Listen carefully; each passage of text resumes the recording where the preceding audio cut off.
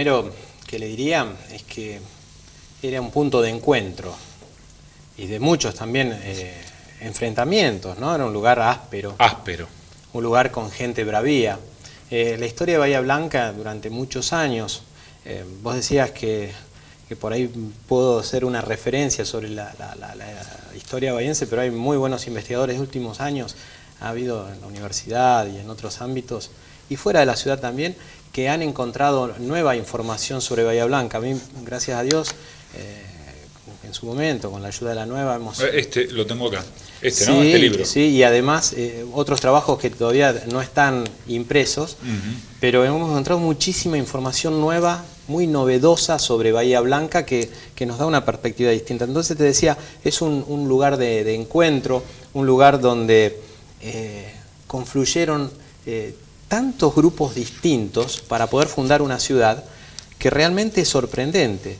Es una especie de torre de Babel del sudeste bonaerense, una torre de Babel que era el anteúltimo confín del país en ese momento. Estaba Patagones, fundado en 1779, y nosotros... O sea, llegar a Bahía, a lo que después fue Bahía, era complicado para todos. Sí. Para los indígenas y también claro, sí, para los gobernantes de turno. Digamos que para los originarios, que eran los Guenaques, los tehuelches septentrionales, como se los conoce, realmente andaban tanto que era común transitar y transitar y transitar. Acá era tehuelches, sí, vamos a lo básico, y mapuches. Los araucanos, de extracción boroga y de las otras ramas que hubo, aucas antes, llegaron después, eran trasandinos, estaban detrás de la cordillera. Y ya en 1580 Juan de Garay, que fundó Buenos Aires, llegó hasta Tandil y Mar del Plata y encontró textiles que eran propios de una cultura muy interesante como es la araucana, ¿no es cierto? Pero los originarios, o los que encontró, fíjate, hace 500 años se descubrió la bahía, 498 estamos ahora. Así que vos fíjate que estamos muy cerca de otro hito importante en nuestra historia. 500 años que entramos en la historia y 500 años que entraron los tehuelches en la historia. Que se dio cuenta o quedó escrito en algún lado que existía la bahía. Exactamente. ¿Y esos quiénes fueron los que...? Magallanes. Claro, fue la expedición que después dio la primera vuelta al mundo. O sea que una entradita a la bahía hubo en la primera vuelta al mundo que terminó Sebastiano Elcano también. Lo interesante es que también ellos encuentran a personas gigantes, según su relato fantasioso, pero que en realidad eran gente muy corpulenta, los tehuelches, y te medían 1,75 m, 1,80 m promedio. Imagínate que había muchos que llegaban a los 2 metros, eran personas realmente impactantes, con capas de cuero muy distintas a los ponchos hermosos que hacen los araucanos o que trajeron los araucanos. ¿Y venían del sur y estaban hasta la zona de Sierra de la Ventana? Ellos entraban en realidad empezaron entrando un poco por la zona de Mendoza, al sur de Mendoza, y el grupo más grande que encontró un corredor mejor o una travesía mejor por el Triángulo de Neuquén, ¿no es cierto? Chuelechuel era un lugar donde ellos entraron en principio buscando ganado cimarrón, que era impresionante cómo se desarrolló a partir de 1536, 1580, las dos fundaciones de Buenos Aires, se escaparon algunas caballadas, algunas manadas de ganado. O sea, como la mayoría de los aborígenes iban siguiendo los animales. Sí, los tehuelches serían por naturaleza a los guanacos. Capas, su cultura tenía mucho que ver, como los aborígenes norteamericanos, los Sioux y todas esas tribus de la llanura seguían al búfalo.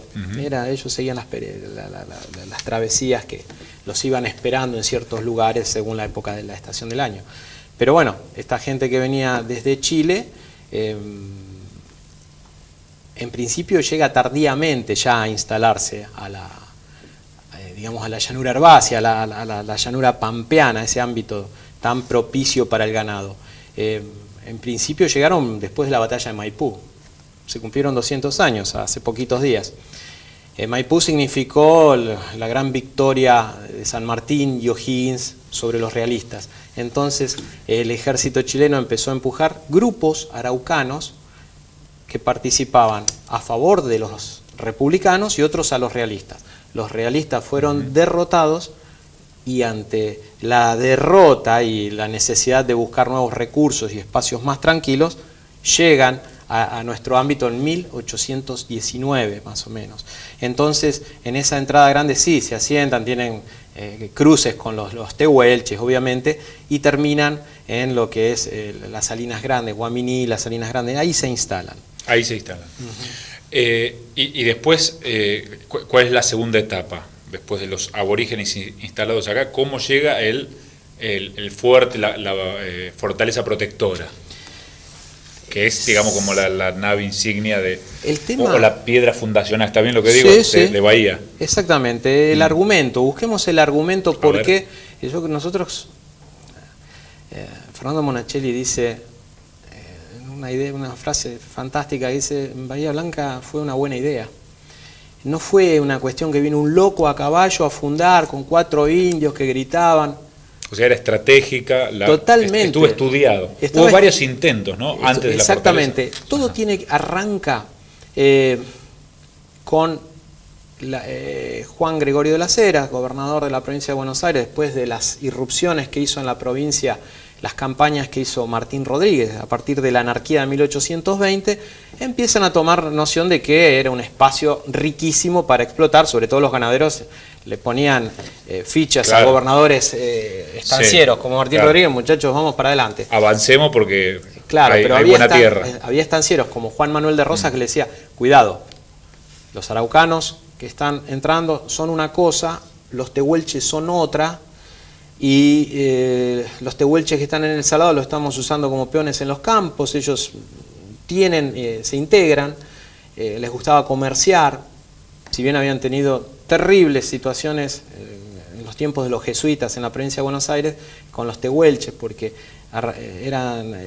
hacían racias, los españoles solían hacer racias en el territorio, y los tehuelches respondían.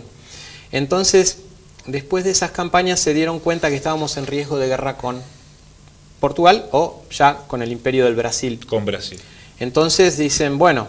¿Creían que Brasil podía entrar por Bahía, por la ría de Bahía? Totalmente. Ajá, mirá. Ese fue el punto. De hecho, fue comprobado que la guerra empieza en diciembre de 1825. Para darte una marca, Ituzaingó fue en 1827. Nosotros teníamos a los corsarios que hicieron hazañas liberando a barcos negreros, y todos esos barcos negreros que no podían recalar en Buenos Aires aparecían en Patagones. Por eso era un nido de corsarios Patagones en ese momento, franceses, norteamericanos, montones de soldados negros y montones de hombres africanos que eran liberados ahí en Patagones. De manera tal que el gobierno se da cuenta, tenemos que proteger las bahías porque estos tipos se vienen. Ya la tenía prevista Rivadavia, de que podían irrumpir desde el sur, alzar a los grupos aborígenes en contra de Buenos Aires y generar un frente sur. De manera tal que estaba todo pensado dentro de la estrategia de defensa muy rudimentaria que tenía nuestra patria en ese momento, ¿no es cierto? El primero que lo piensa es Rivadavia, entonces. Rivadavia empezó a trabajar, descubren lo que hoy es Puerto Belgrano, una olla importante en profundidad, un puerto natural interesante, hacen expediciones para medir, para evaluar. En 1823 se descubre lo que es el Puerto Belgrano, y en 1824 ya intentan fundar un establecimiento. Estaba mal coordinado. Martín Rodríguez era un militar, pero que no tenía mucho manejo. Acá es o sea, fracasó Martín Rodríguez. Sí. ¿Por qué fracasó? Porque no hizo caso a los que sabían. Ramos Mejía, que era un protector de aborígenes, el propio Rosas, hablaba araucano y tehuelche, o sea que los entendía perfectamente y tenía un diálogo muy directo con ellos. ¿Y lo que no logró Martín Rodríguez lo logra Estomba después? Lo logra en realidad el plan de Juan Manuel de Rosas. El alma mater del proyecto fue Juan Manuel de Rosas. En 1827, en noviembre de 1827, ya gobernador Manuel Dorrego, decretan la extensión, la ampliación de la zona de frontera a la Bahía Blanca para establecer un puerto y después un establecimiento, una localidad que según ellos iba a ser importante. Estomba decía, esto va a ser uno de los establecimientos más importantes de la provincia de Buenos Aires. Es maravilloso leerlo porque no había nada. Uno recorre hoy día todavía lugares que son bastante agrestes, como Cabeza de Buey y demás, Y dice, ¿cómo hacían? Para ver si no tenían helicóptero para levantar la cabeza y entender cómo era este charquerío y de islotes y esta complicación. Cangrejales, no sé qué habría. Claro, ¿no? tan hermoso como es nuestro estuario, ¿no? Como un hábitat extraordinario que tenemos. Y ellos ya lo veían y lo palpaban. Visionario, eso es lo que se llama visionario. Claro. ¿No? Rosas le hace el plan a Dorrego y Dorrego lo pone en, como se diría hoy, en interés político. Le da el impulso político. Lo pone sobre la mesa y lo impulsa. Exacto, pero toda la idea era de Rosas. Rosas intenta, lo hizo de todas las formas, trabajó, era un empresario, era un hombre de estancia que conocía bien cuánto costaba el metro de zanjeado para hacer un fuerte. Tenemos el fuerte en Estrella, 200, sabía cuánto iba a gastar, cómo eran el portón calafateado para que no se pudra la madera, cuántas vigas tenía que mandar. Factor crítico de desarrollo de la zona, no había árboles para hacer travesaños, cómo coser el barro, a quién mandaba. No había árboles. No había árboles, sí, sauces y demás, en pocas cantidades, pero no es madera ni siquiera para poder hacer una tirantería. O sea, ese fue un problema para armar el fuerte. El fuerte y la localidad, las casitas eran ínfimas, eran de 2 metros por 2 metros, donde el ramerío llegue de una punta buscando algarrobos y demás para poder hacer el techo. La fortaleza se instaló en lo que es hoy las manzanas fundacionales, ¿no? Exacto. La biblioteca Rivadavia, por ahí. Sí, exactamente. El plan en realidad fue extraordinario porque iba a hacerlo Rosas, pero Dorrego vio que se le sumaron como 3.000 paisanos, querían venir, porque era caudillo y era muy querido. Entonces lo corre de la expedición. ¿Y a quién toman? Dada la experiencia fracasada de Martín Rodríguez, que no era un militar de carrera. Estomba había combatido con Belgrano, con San Martín y con Bolívar. Por los 3 había sido condecorado. Siempre repito esto porque no es casualidad. El hombre había manejado fuerzas militares a nivel brigada, quiere decir varios regimientos, con una logística mayor. Entonces tenía era uruguayo lo que era. Era de Montevideo, de claro. Montevideo, no Exactamente. Lo que fue Uruguay. Un patriota denodado, 7 años preso en un campo de concentración en el Callao, y al otro día que lo soltaron se presentó con otros 100 patriotas más capturados en Vilcapugio y en las batallas de Ayohuma en el norte con Belgrano, y los tipos volvieron al combate. Realmente un héroe. Un héroe. Estomba. No cabe la menor duda. Más allá de la fundación de Bahía. Más allá de la fundación a Estomba hay que evaluarlo con todas las órdenes que le dio el ministro de guerra en ese momento, Balcarce, que había sido segundo de San Martín en Maipú, un tipo que conocía, y le puso detalladamente, y entre los detalles que había, cuidado que usted lleva un agrimensor para poder determinar el lugar, eso que vos me estabas preguntando, ¿por qué determinaron ese lugar? Ya habían fracasado en el 24 porque cuando llegan las fuerzas de Martín Rodríguez, este lugar no nos gusta, claro. Después de Luigi eso es otra cosa, ahí hay una ciudad, es Punta Alta ahora. Claro. Antes de Luigi era un medanal, la gente no entendían cómo habían elegido ese lugar, habían elegido un lugar muy propio, muy apropiado para los barcos, pero no para un poblado. Entonces, Estomba, un tipo que se sabía mover muy bien, que no vino loco, se fue loco, que es distinto, o se convirtió en loco en el camino de su vida a Buenos Aires. O sea, terminó con una enfermedad con locura. Sí, absolutamente. ¿Eso era una enfermedad que contrajo acá? ¿O no se sabe, o no fue una enfermedad, o se volvió loco por otra razón? Hay distintos factores que se habla. Una enfermedad venérea que sí puede provocar locura rápidamente, dañando las células cerebrales. Otra es que una patrulla de 10 soldados que murieron en el puente de las Oscuras, en el del puente del Sauce, en esa zona, donde cuando vamos para Montevideo, murieron un subteniente y alrededor de 10 soldados más del 7 de Caballería cuando ya estaba establecido el fuerte, y aparentemente era uno de sus criados que traía él desde Perú. Y eso lo pudo enloquecer. Y eso lo conmovió mucho y lo angustió mucho, y eso pudo haber también catapultado algo que ya se fermentó durante tantos años de sacrificio, ¿no? Hay gente que se ha reído de Estomba, diciendo, era un loco. Es como si hoy a un veterano de guerra que estuvo en Malvinas, nosotros, vino con algún problema, o vino herido, o vino sin una pierna, o con el corazón roto, ¿no? Sin duda. Bueno, y ese ingeniero que traía era Parchape, ¿no? Sí, exactamente, un francés. Parchape. Y él eligió... O sea, Parchape es muy importante para la historia bahiense. Por supuesto.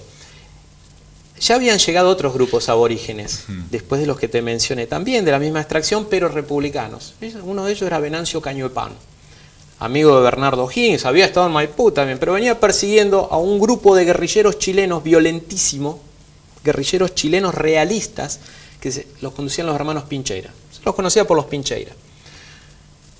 Venancio, un verdadero bahiense, nacido en Chile, pero un verdadero bahiense, murió defendiendo el pueblo en 1836. Y realmente fue muy útil también porque él se sumó a las fuerzas del Estado de Buenos Aires, pidió soberanía argentina, al punto que andaba él portaba una bandera argentina que tenía entre sus pertenencias, y acompañó a Parchape con parte de los coraceros que salieron de Tandil. Es muy interesante lo que comenta en su... Yo les recomiendo leer las memorias de Parchape, ¿no? Porque muestran la Bahía Blanca prístina, ¿no? Con los nabos que todavía estaban. Napostá significa donde crecen los nabos, y cómo los aborígenes los usaban, y dónde estaban todos los poseados porque sacaban esa especie de nabo, praxia creo que es el nombre científico. Es una Bahía Blanca con toda su virginidad, digamos, ¿no es cierto? Y él decía, yo me sumé a la expedición por los buenos modales, me convenció el coronel Estomba. Sus buenos modales, su don de gentes. Y Parchape, perdóname, ¿de dónde venía? ¿Dónde estaba Parchape? Estaba en Francia. Estaba en Francia. Sí, y estaba dentro de lo que era el equipo de agrimensores con que contaba la provincia de Buenos Aires. Era rudimentaria, si mal no recuerdo también lo había trabajado, esos avances lo había logrado. O sea, era funcionario de la provincia de Buenos Aires. Exactamente, y por eso lo mandan con un plano en fuerte, y por eso Balcarce le dice, tenés a alguien para elegirlo. Al punto que yo sostengo que Bahía Blanca no tiene un acta de fundación. Estomba, para cumplir todos los requisitos, porque tenían que ir chequeando, como ahora te dan un memorando a un ejecutivo de una empresa y dice, esto, vas haciendo el checklist, ¿no es cierto? Uno de los puntos era elegir el lugar. No podemos cerrar, porque en 1824, los que vinieron con el barco, que eran gente contratada, le hizo un juicio al Estado y tuvieron que pagarlo. O sea, sucede más o menos lo que sucede ahora en otro nivel y a otra velocidad. Entonces, él convoca a todos. Después le pusimos, Luis Caronti la encontró a principios del siglo XX. Lo que es un acta fundacional, porque nos sirve, sí, decretan que eligen el lugar y todos firman el acuerdo del lugar elegido. ¿Por qué eligen el centro de lo que hoy es el centro de Bahía Blanca? Porque había una colina y estaba llena de tréboles, era un lugar hermoso, un vallecito. ¿Lleno de qué estaba? De tréboles. De tréboles. Sí, en vez de estar los pastos más duros del sur bonaerense, era una zona de tréboles, era muy verde. E incluso Pellegrini, cuando viene un científico, un ingeniero que viene a estudiar el territorio en 1859, lo llama la isla de Bahía Blanca. Al bifurcarse el Napostá, en lo que conocemos como el Napostá Grande, y después el Canal Maldonado, claro, a lo que estaba en el medio era lo más verde, lo más verde. Exactamente.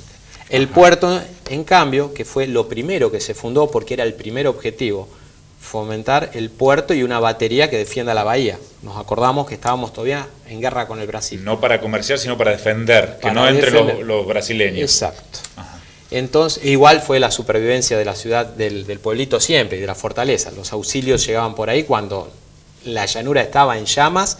Lo único que veían eran los mástiles y agradecían al Señor de que llegaba alguien. ¿Y entraba por lo que es White hoy o en otro sector? No. Entraban donde está la termoeléctrica, que ahí, más o menos la gente un poquitito más allá, unos metros más allá, donde desemboca el Napostá. Incluso entraban en unos meandros.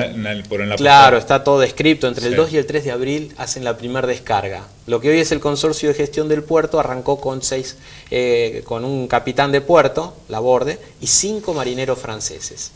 Qué interesante. Y ahí, bueno, estuvo establecido hasta largo tiempo después, ya cuando llega Caronti, otro visionario que vos mencionaste al principio, Pellegrini, dijeron, no, del puerto no tiene que estar acá en la Napostá, tiene que estar en lo que ahora es Galván, tiene que estar en el canal principal, decía Caronti, donde ahora está White. Los dos identificaron rápido que el Napostá quedaba chico y ya cuando llega el ferrocarril en 1884. Desde 1880 descargaron las cosas ahí, pero el Puerto Viejo, el Puerto de la Esperanza, hoy sigue siendo nuestra herramienta fundamental. El puerto, vos sabés bien eso. Sí, claro. Ellos ya le habían puesto el Puerto de la Esperanza, Estomba le puso el Puerto de la Esperanza, declinó para dar lugar a Ingeniero White y más tarde al Puerto Galván. ¿Por qué cambió a Ingeniero White? ¿Qué hizo White por White? White fue un ingeniero, fue uno de los primeros ingenieros argentinos, uno de los 12 apóstoles de la ingeniería argentina, descendiente de un norteamericano que luchó en las invasiones inglesas, y un hombre muy inteligente, muy honesto. Si bien trabajó para el Imperio inglés, construyendo los ferrocarriles acá, lo hizo con tanta eficiencia y con tanta integridad que realmente el presidente Roca le hace poner al puerto, le da el nombre ya en su presidencia de Ingeniero White. De Ingeniero White, con él en vida. Y realmente es él estaba vivo cuando al punto, a White. Claro. No lo sabía eso. Si no, perdón, ahora si mal no recuerdo, 1898. En ese momento, disculpen si... No, porque acá se nombran las cosas cuando ya están muertas las personas. No. O sea, en vida le hicieron ese homenaje. Sí, absolutamente. O sea, él desarrolló lo que... Y estaba él en el vagón donde se hizo... Realmente trabajó muchísimo y logró poner en marcha la Argentina exportadora a través de los ferrocarriles y de los puertos, ¿no es cierto? Volvamos un segundo a la fundación, mañana 190 años de la fundación de Bahía, 1828. Exactamente. La fundación. Ahí estaba Stomba. ¿Quiénes estaban? ¿Estaban en una mesa? ¿Qué se pudo reconstruir de eso? Bueno, la fortaleza la tenemos bastante clara, como era. Digamos, el acta se hizo adentro de la fortaleza. No, el acta se hizo dentro de unas carpas. Pero acá. Acá. Sí, en el mismo lugar donde hoy está las dos plazas, las manzanas fundacionales. Ese era el fuerte. La de la Biblioteca Rivadavia. Por supuesto. Y la del Club Argentino. Vas a notar que está partido al medio por calle Colón. De este lado quedó todo lo estatal en algún momento. El correo, la aduana, claro. La Biblioteca Rivadavia. Porque en 1875 Daniel Serri, comandante de la guarnición, que lamentablemente desapareció el sable, no sé si lo han encontrado. Sí, lo robaron, una cosa increíble. Sí. Increíble. Y pasa mucho con nuestro patrimonio en todos lugares del país. Este es nuestro patrimonio histórico, cultural. Y él logra desarmar la fortaleza porque ya era una rémora. No servía para combatir, los indios no iban a atacar con escalera la fortaleza, porque nunca les interesó tomar la fortaleza. De manera tal que una parte la loteó para la municipalidad, logró que quede en manos de la municipalidad, y en el otro lugar se fueron construyendo el Banco Nación, todos los entes oficiales del Estado pasaron a esa manzana, incluso la escuela 2, claro. y tiene otra, y había un hospital ahí y demás. Lo funda Stomba, y después el primer intendente que tenemos, ¿cuándo llega? El primer intendente que es Bordeu, primer intendente. Sí, se decía que como primer intendente en realidad era un italiano, porque en realidad en 1834 empezamos a tener una organización civil. No llegamos a ser partido porque estábamos en una zona militar y estábamos bajo el estado de sitio, o sea, bajo el estado militar, de la gobernación militar.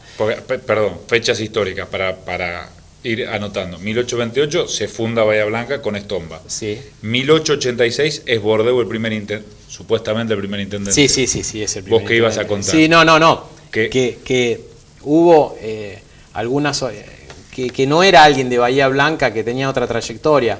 Era Ugoni, un teniente que llegó con la Legión y después murió poquito después de esa fecha. Fue un administrador, una especie de administrador de la ciudad. Claro, porque estaba la comisión municipal de 1834. Eso ahí se decreta en 1834 el territorio que tenía la fortaleza. Pero tardan un añito más en instaurar ese comité de 3 personas, más los consejeros, que todavía eran decretados desde Buenos Aires. Casal fue el primero de los jueces de paz, que ya empezaban a tener influencia. El otro quiebre importante para la historia de Bahía Blanca es 1854. El Estado de Buenos Aires en su constitución prevé la ley de municipalidades. y entonces ahí sí ya se organiza, el juez de paz se le da otra potestad, se crea la policía. Se empieza a organizar la ciudad. Y declina la imagen del comandante de la fortaleza, que eran realmente importantísimos en su momento, como fue Martiniano Rodríguez, ¿no es cierto? Qué interesante. Es para seguir hablando, tenemos que hacer un segundo programa, aunque no estemos en fecha de aniversario, ¿no? Para hablar de Caronti, de Manuel Molina, de un montón de personajes que hoy uno dice, bueno, son calles, pero no, son próceres o es gente que hizo personas que hicieron. Personas. Otra cosa. A Bordeaux le ponían la cortina, seguro, cuando era intendente. Pero bueno, acá a nosotros nos corren. Brevísimamente te digo que también hubo muchos negros y muchos aborígenes que lucharon por esta ciudad. Decía Venancio Cañopán, el cacique Tetruel, que lo recibió estómago. ¿Calfulcurá qué hizo? Calfulcurá hizo bastante daño a Bahía Blanca, si bien también le hizo mucho bien, porque comerciaba permanentemente. Se necesitaban los dos. Calfulcurá para ir a retirar los caballos que le entregaba Rosas. ¿Calfulcurá, pariente de Seferino Unamucurá? Claro. Abuelo, sí, claro. Abuelo. Exactamente. Bueno, gracias César. No, por muy favor. Interesante, un cacho de historia, ¿vieron? ¿Lo pidieron? Salimos un poco Me de la disculpo actualidad. si salió un poco desordenado. No, salió perfecto y muy instructivo, la verdad. Gracias. Muy interesante. Vamos a volver a hablar con César porque es importante conocer de nuestros orígenes, ¿eh? No mucha gente lo conoce. Gracias, hasta el martes.